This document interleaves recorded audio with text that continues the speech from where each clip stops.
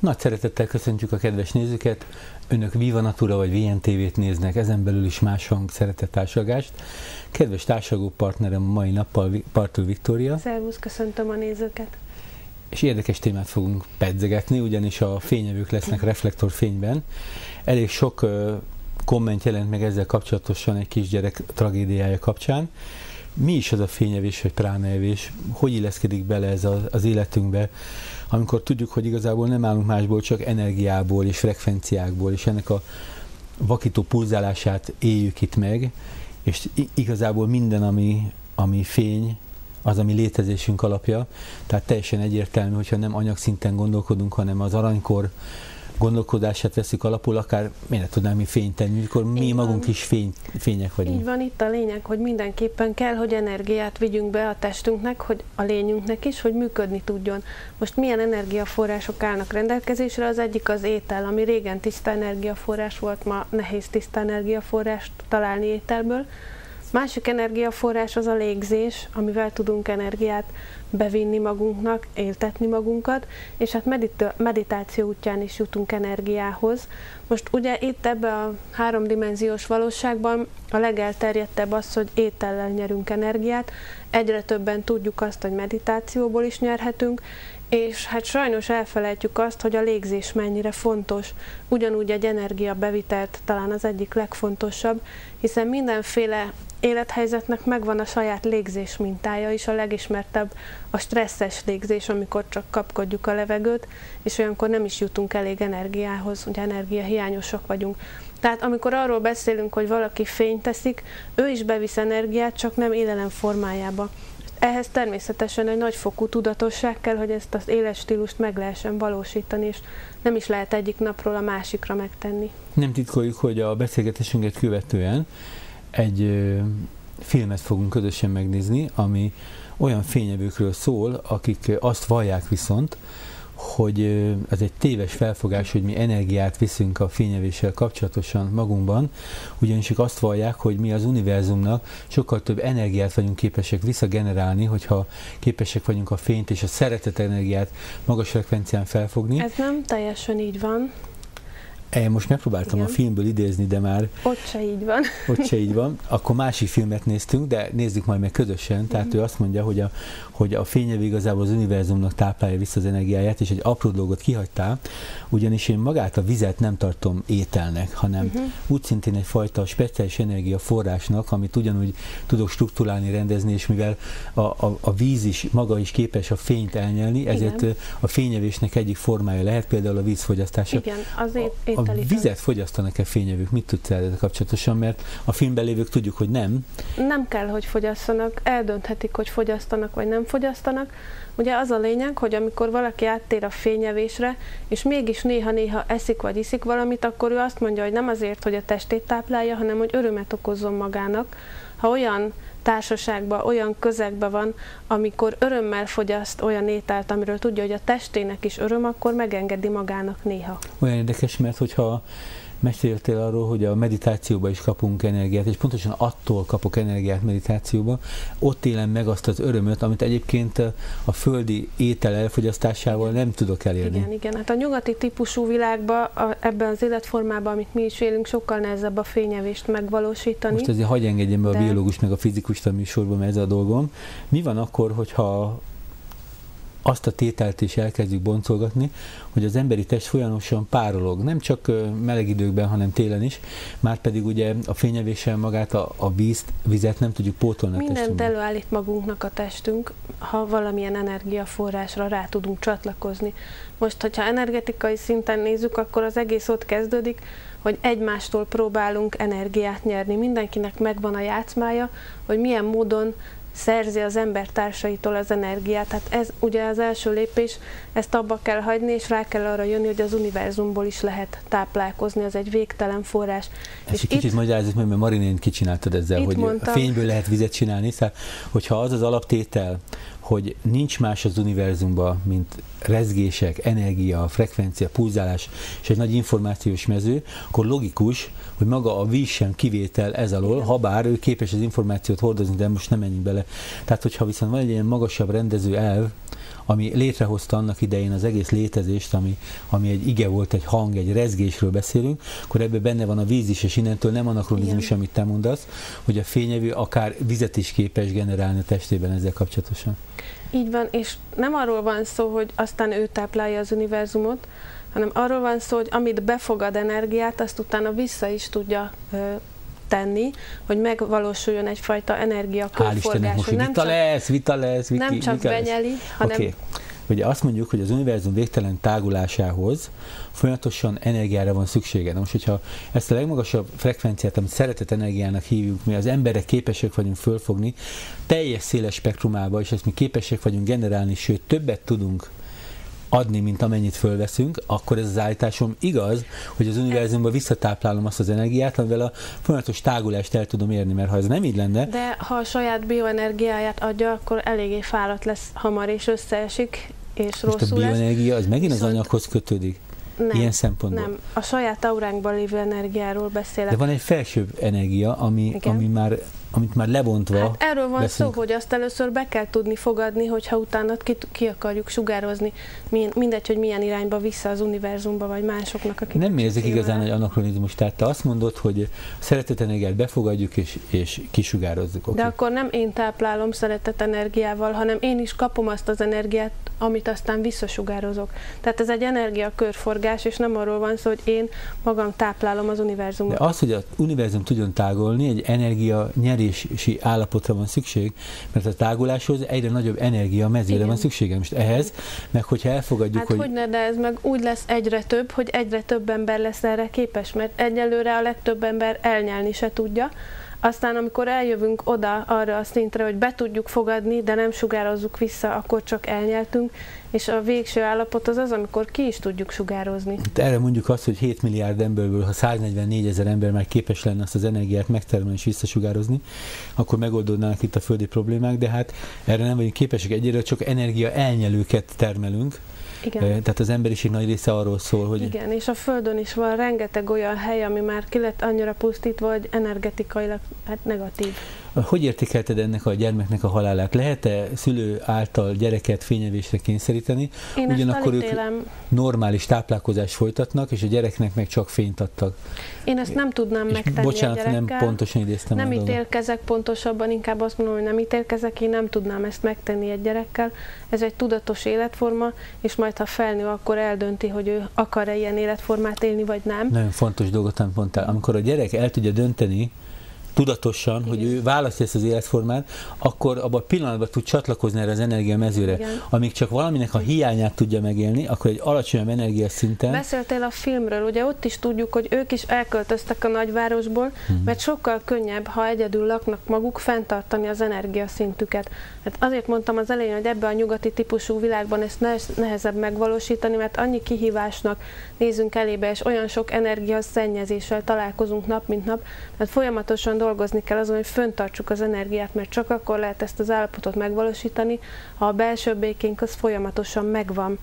És tudunk lélegezni, amit elfelejtünk, mert ugye lehet tudatosan is, meg ösztönösen is lélegezni, és ezt elfelejtjük, hogy a légzés önmaga is lehet gyógyító energia. Elfogadom, ugyanakkor, amikor magyar fényevőkkel találkozom, mert vannak számos egyébként, ide várom őket, ismerem kik a hitelesek, akkor ők ugyanezt elmondják, hogy amíg ők maguk vannak, zümmögnek otthon, kiülnek a napsugárba, és nincs az az irritáció, hogy akkor most sárga csekk jön, csönget a postás végrehajtó. Ugye az az alacsony szintű rezgésszint, ami egyébként a földi típusú anyagi jellegű táplálékokhoz kötődik, azokhoz az energiákhoz kapcsolódik ez az energia. Abban a pillanatban, hogy ezeket le tudod venni, akkor tudsz te belül is emelkedni, és amikor visszajössz ebbe a világba, és ugyanúgy rálépnek a buszon, meg kérik a jegyet tőled az ellenőrök, meg stb., akkor ugyanolyan az energiaszintre lejutsz, és akkor most jön a kérdés, hogy amikor fölrezegsz valami magasabb rezgésszinten, de mégis itt az anyagi világba kell jönnöd, menned a porba, ezt hogy tudod megélni, hogy ne üssék ki a frekvenciát, ami rezegsz,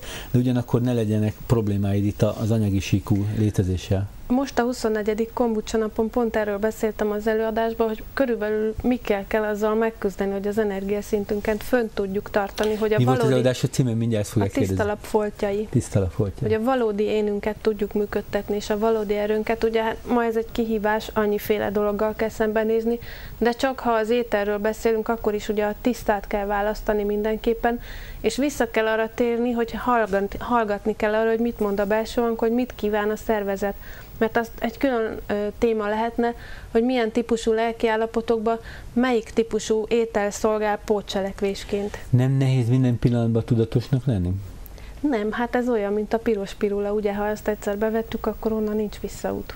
De a gondolat azért mindig settenkedik, hogy kiüsse ezt a tudatos létezésedet, és hát mindig oda húzzon, ahova ő gondolja. Az ego settenkedik, de egy idő múlva azért tudja, hogy hol a helye, hogyha megszoktatjuk. Kedves nézőink, mint műsorvezető sem settenkedhetem tovább.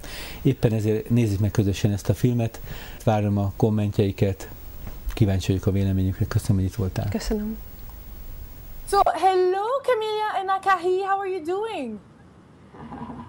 Hello. Hello, Lilu, a pleasure. Yeah, really great, happy, glorious to be here one more day alive in this divine planet. I'm excited to interview you, and this is a very unusual, I would say, very out there topic, but it's very, I think, important to bring it up, and you have this really interesting story that I would love to expose and talk about and see how you became breatharians, and you actually tell me, is that you're really on 100% without any food or liquids, or there is a little bit of it? How does this work out? Tell us what it is, and how actually, what are you doing physically?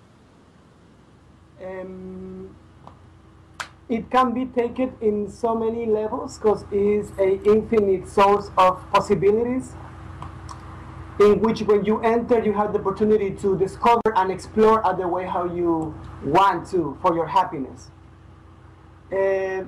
Vegetarianism is one word that tries to explain a specific or different state of consciousness.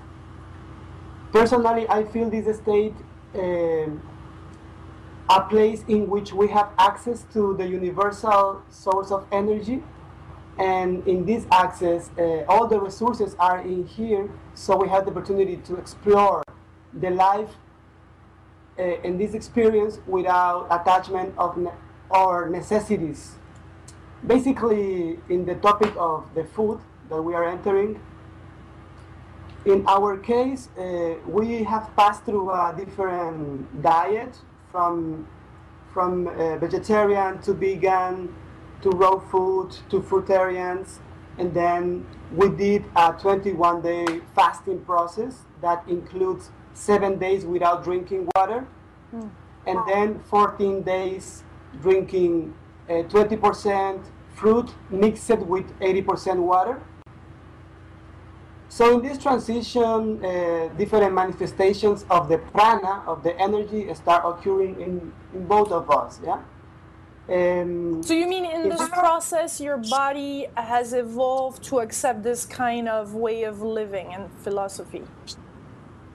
I feel like during these 21 days we are not giving to the body the same information of or nourishment that we always give, you know, the food and things like that. So naturally the body, as a body of light that we also are, remember different capacities within. And one of those is the capacity to take advantage of the universal vital energy. So in this experience, the being is connected again in a state of non-separation with the source. And when we enter again in this source, when we remember that we are and that we always have been immersed in this source, we can enjoy the freedom that this gives us.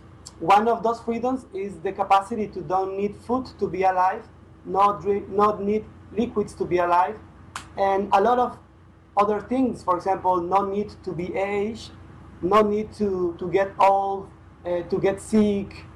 So it's entering in possibilities in where you can choose what to explore, what to live. So tell us, how old are you? I am 31 now. 31, and Camila? I'm 26.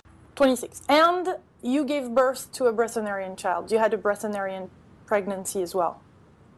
Yeah. How long have you, this is wild, how long have you been breatharians?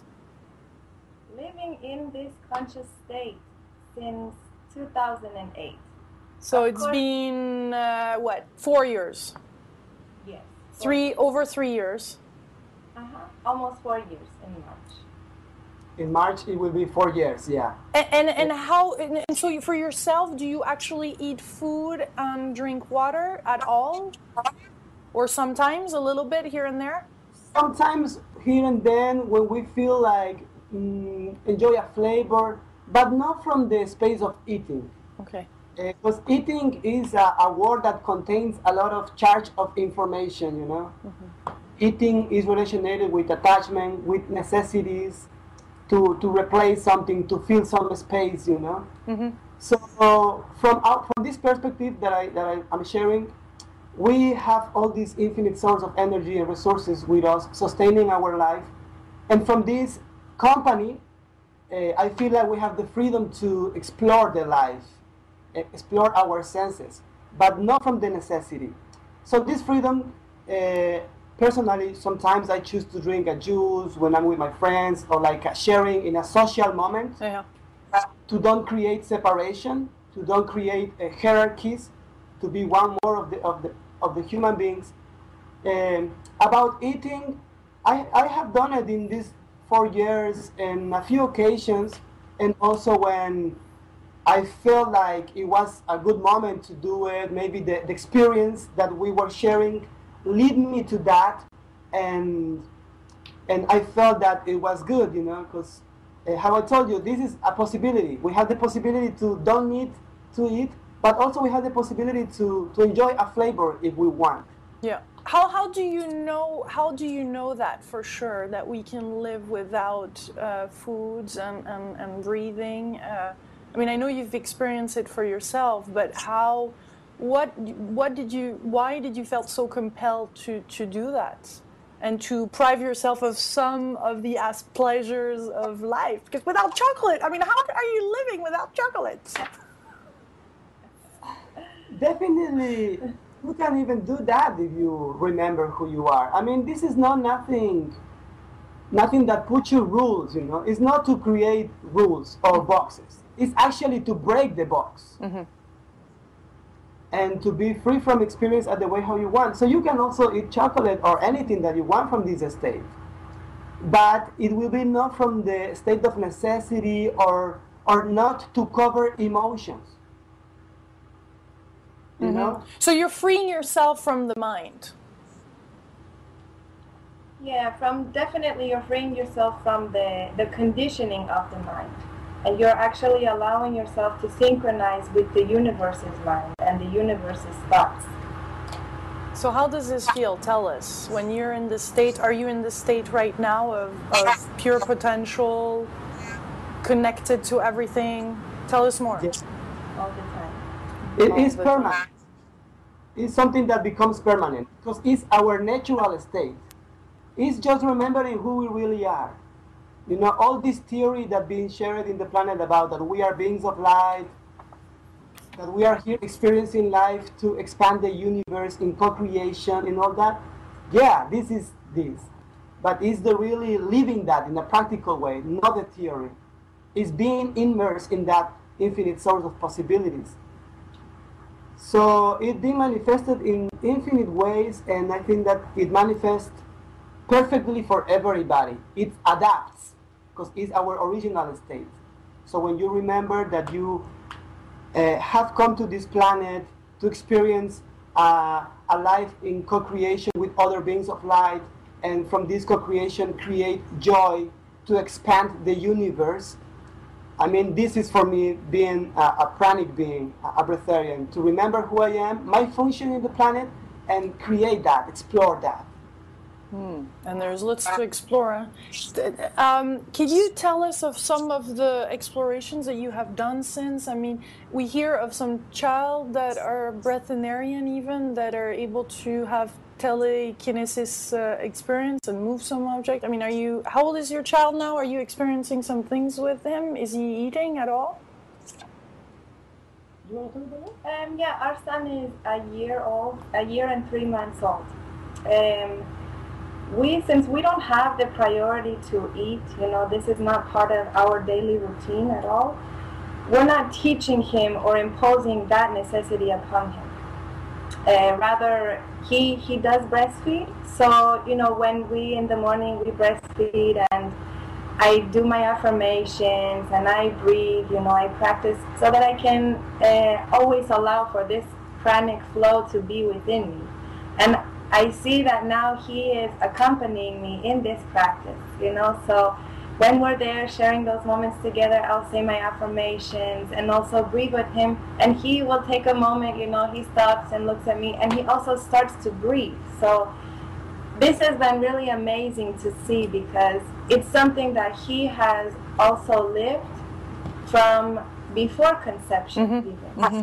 Since we were already in this state, and we consciously chose to attract him to our lives, and he also wanted to be with us, this practice or this lifestyle was already a part of him. He already knew what he was coming to. So when I was pregnant with him, we would also be really conscious of the breath, sharing also these tools with other beings. And so I feel like he has also a really great aptitude, a really natural opening and awareness of this state. So it's not like I tell him, this is how you breathe, this is how you do it. He just does it naturally. And he does it in different ways, We have different kind of techniques that we practice. Some are fast, some are through the mouth, some are through the nose. And he does them, each individually on his own. And it's really amazing to see, because like I said, he's a year and 3 months old. So he's practicing these things, of course, at his own way. And we're allowing him to explore and also guide us, so that he can live in his mastery, so that he can always be conscious of who he is. Was there any problem with the pregnancy at all, or he was early, or as he's growing normally? I mean, the doctors must be just looking with wild eyes, huh? Actually, yes. He's totally healthy. I mean, and he always has been. All throughout the pregnancy, he grew at a rate that was totally perfect and also even above average. So when we went to do some checkups, more out of curiosity than anything, because I felt so wonderful throughout the whole pregnancy. But more also for ourselves to document this, and knowing that the world is also open to this possibility now. We also want to share that with people, have people remember this natural state of being. Did you have to protect it sometimes? Protect yourself from the outside, or decide to isolate yourself, or choose the people you were surrounded by? Because I guess it creates a lot of questioning from other people. At the beginning, it was a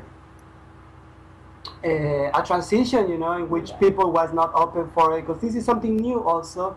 And in our country, in my country, we did it in Ecuador, in South America. We were the first people that have done this process there. So it was a lot of questioning, a lot of criticism, but a lot of open-minded also, So it's not like we have to run away to escape, but we decide to go to a town more tranquil, in which we can allow these first months after the process to integrate this information, to really allow the transition to integrate. And that was perfect, that was good, because we get the opportunity to start receiving this information and creating these blockages or capsules of information that we are sharing now. And it's been, deeply magic, and now it's more open. People, they don't even need to ask, because I feel like they just feel something, and they ask by themselves, and just with a simple answer, they believe, they know that this is real, So it's been a transition in which we are also opening the mind of the people little by little. Yeah, that must intrigue a lot of people. How did you, from the baby was born in water, from what I heard or read? Yeah. Why did you choose that? Because I just felt like it would be the best option, you know. I love the water, I love to be in water, and I swam a lot when I was pregnant with him, and I always just felt so light in the water, you know. And so I felt like it would be really beautiful also for him to come into the world in the way that he was familiar with, you know. For all of that time inside of me that he was growing, he was also in that state of liquid, you know, and his lungs and his body was used to that. So I felt like it would be a nice opportunity for him to, or for us to receive him in that way. So tell us about the kind of, I won't say upgrades, but the evolution physically that you've seen. I've heard of DNA strands, like the 12 strands being developed, and tell us about the physically, what's going on to you in your own experience. I guess it's not too easy to see. Are you really clear on what's happening, or are you reading about it? How are you receiving that, or the type of information? Not reading, because I feel this is more like the information that the universe is expressing through us. In a physical way, this information also manifests potentially. Personally, I rejuvenate. I was different. My skin, my face were different before. Now my eyesight is better. My energy levels are better, definitely. My flexibility is better. It's just a stating that I haven't been sick for a lot of years from the beginning of this, and permanently good, happy, always high, you know, always full of energy. Also, we have done some blood tests. When Camila was pregnant, she had to do some blood tests to see how the blood for the baby and all this relation. And it was really profound to see how the results of the tests come out, really positives, like beyond what a normal being is. In this case, she was the only, she was sharing the pregnancy with other women, and they all have to do this blood test to see how they are about the different levels. And she was the only one that doesn't have anemia.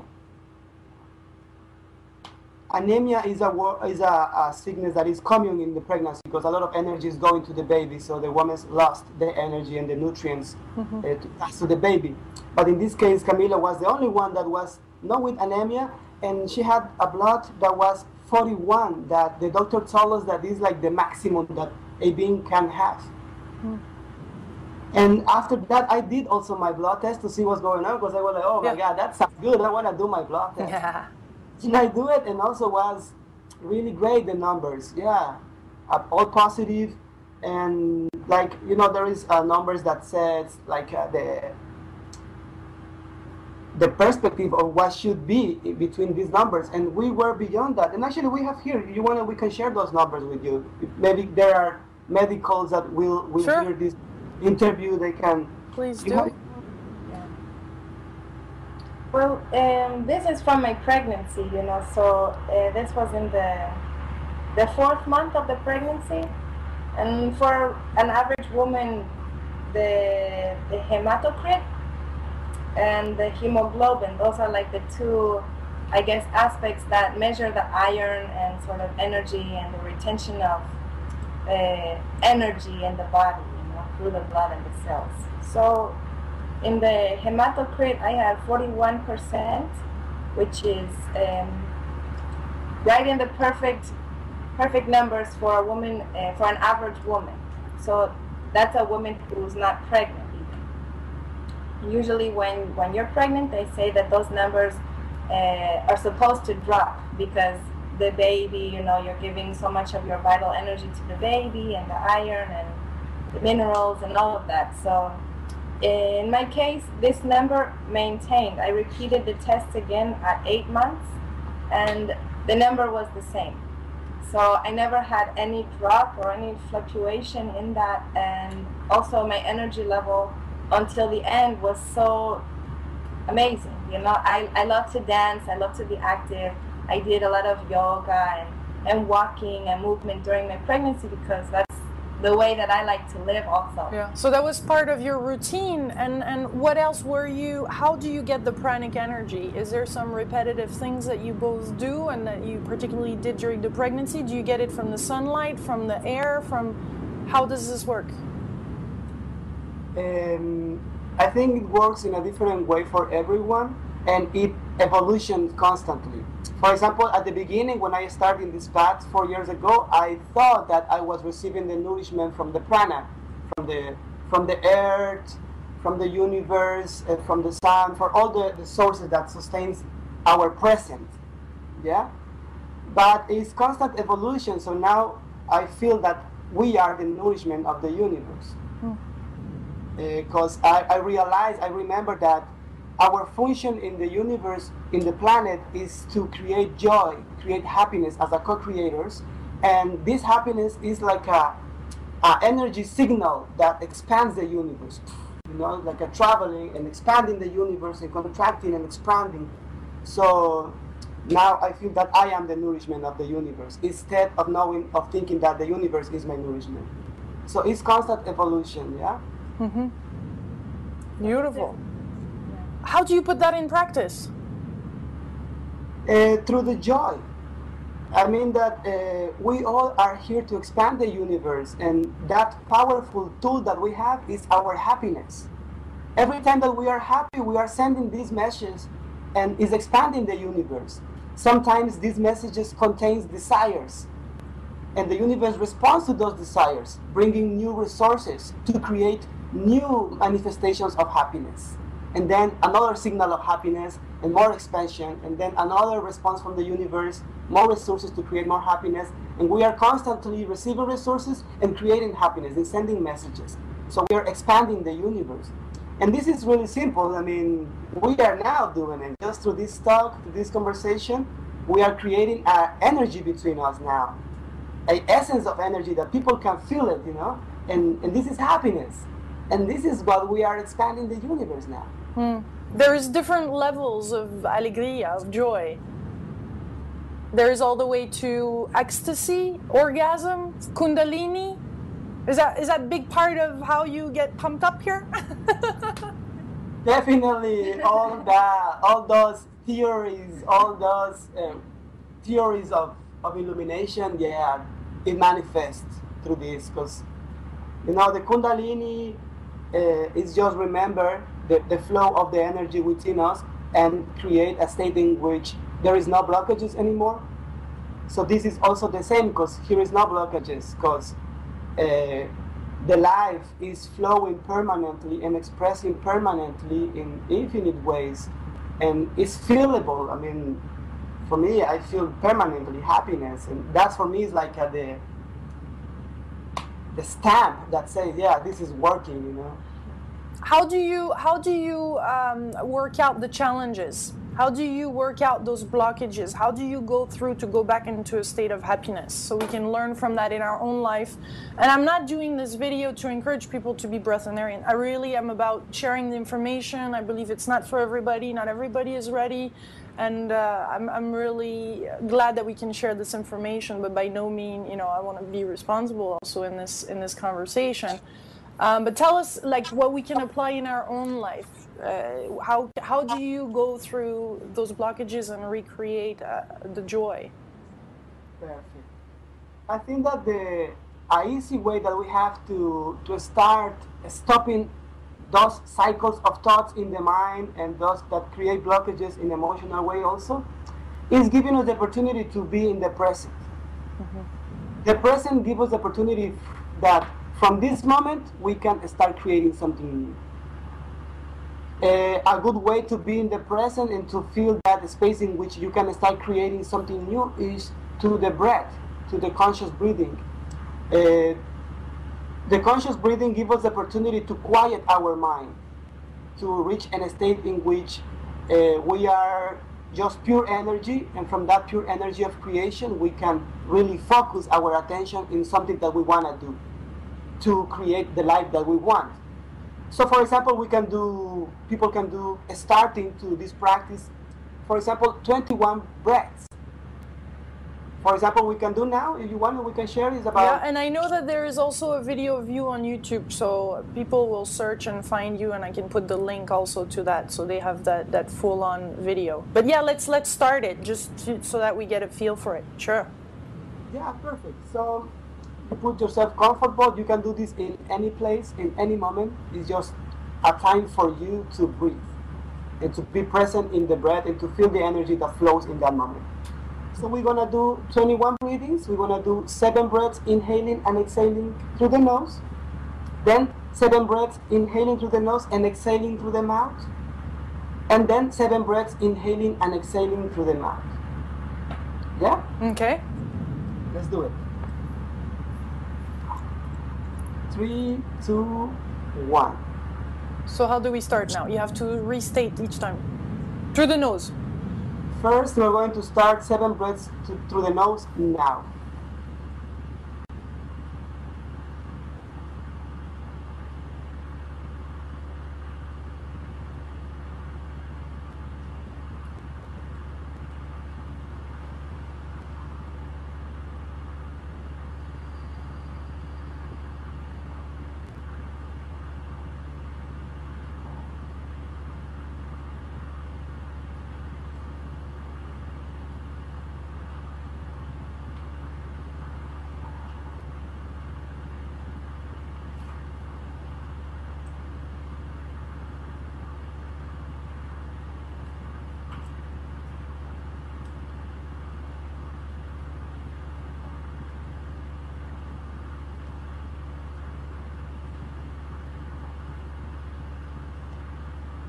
And then you're going to do 7 breaths, inhaling through the nose and exhaling through the mouth.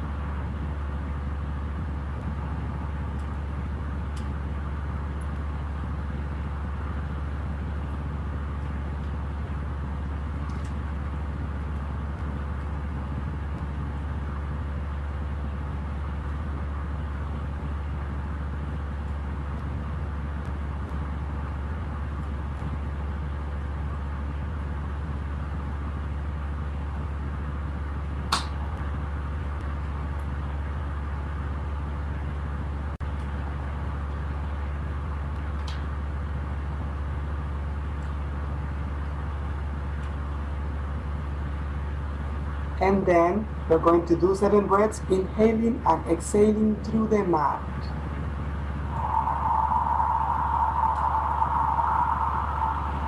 Expanding your chest.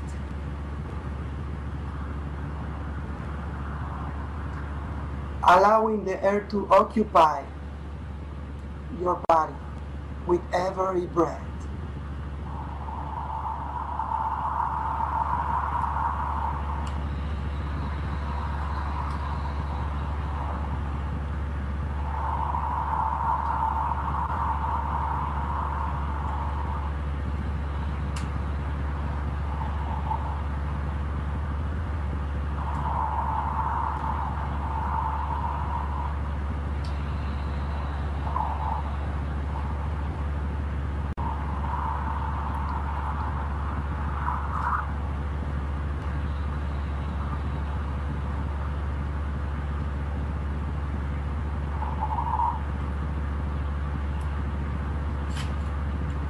So, while you do that, do you focus on something in particular?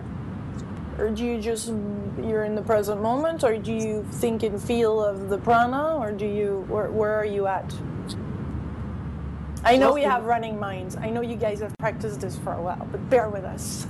And I have all the resources to answer these questions. Yeah. It's just about being in the present, being in the flow of the air, in your breathing cycle. When you contemplate your breathing cycle and you count these 7 times each breath, you are releasing other thoughts out of you. You are just focusing in the breath and in the counting of these breaths. So your mind is free from other thoughts. So at the end of these 21 days, 21 breathings, you feel like you are more clear in the mind. Yeah? Yeah. From where you can start creating your day at the way how you want it. Yeah? Mm-hmm. This is an easy tool that you can use in anywhere. You can be in the lane of your bank, you can be driving, you can be in your office, anywhere you can do this just to reach this state. I have people that have done this and they have told me that the energy is being increased in 300%.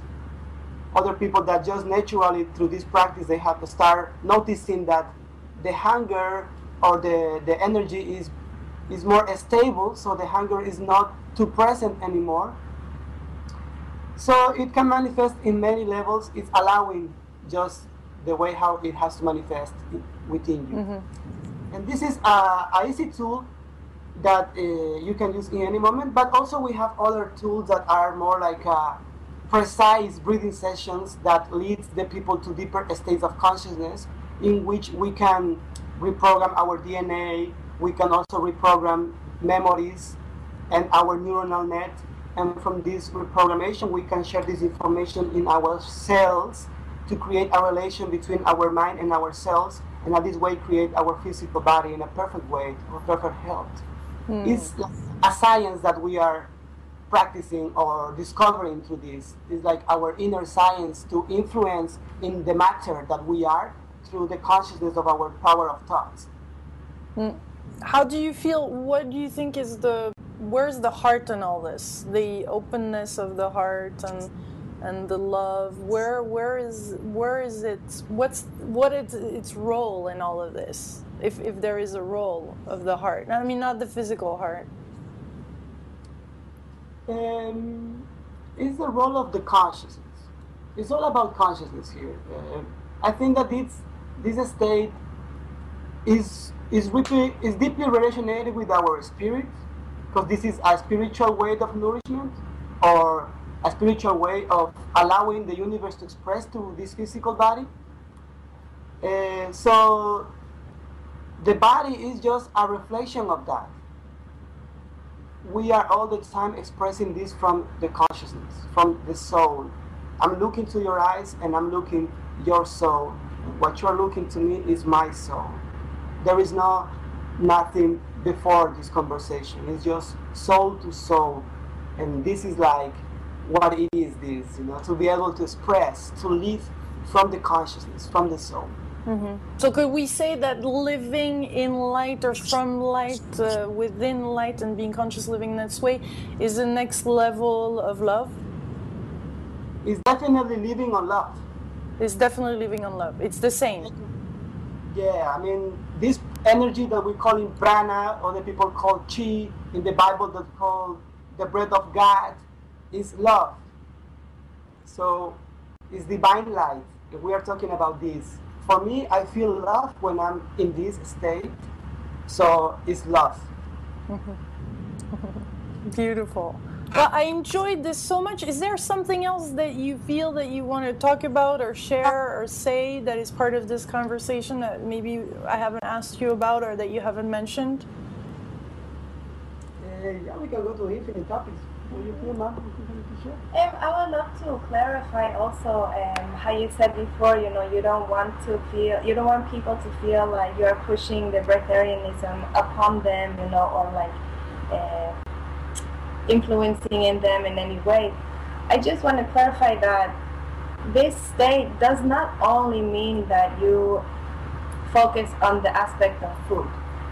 This is like such a small detail really in the grand scheme of it all. Mm-hmm. This is just one more capacity and option that living in this state offers us. So we can, of course, focus on that, and as human beings, we like to focus on that because it's a physical, tangible thing that we can control.